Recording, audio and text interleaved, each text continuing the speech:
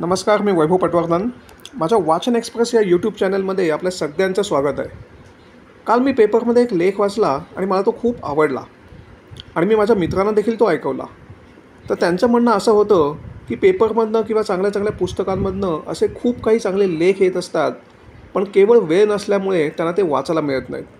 तर या चॅनलच्या माध्यमातून मी आपल्या सगळ्यांसमोर असे काही चांगले चांगले लेख वाचून दाखवणार आहे. त्यातील हा पहिला लेख. पहिली कार रो मार्गस्थ.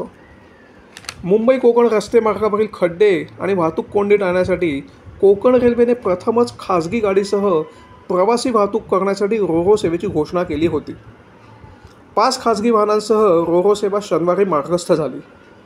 कार वाहतुकीच्या रो सेवेला अपेक्षेपेक्षा कमी प्रतिसाद मिळाला आहे. कोकण रेल्वेने कोलाड वेर्णा अशा रो सेवेची घोषणा केली.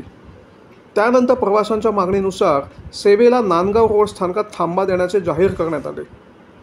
शनिवारी दुपारी 3 वाजता कोलाडहून नांदगावसाठी रो रवाना झाली. कार वाहतुकीच्या रो गाडीत 5 कार बांधण्यात आल्या आहेत. त्याचबरोबर 19 प्रवाशांसाठी एक वातानुकूलित डबा देखील जोडण्यात आलेला आहे.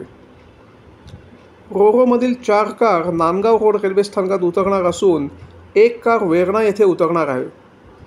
कोकण रेल्वेवरील रो सेवा 11 सप्टेंबर दरम्यान धावणार आहे. कोलाड ते वेर्णासाठी प्रति कार 7,785 रुपये आणि कोलाड ते नांदगाव रोडसाठी 5,460 रुपये शुल्क आहे. प्रत्येक गाडीसाठी 4,000 रुपये नोंदणी शुल्क भरून आरक्षण करता येईल.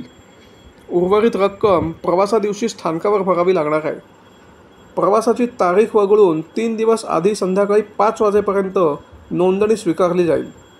उदाहरणार्थ, रो सेवा 1 सप्टेंबर रोजी नियोजित असल्यास त्यासाठी 28 ऑगस्ट सायंकाळी 5 वाजेपर्यंत नोंदणी करणे शक्य होईल.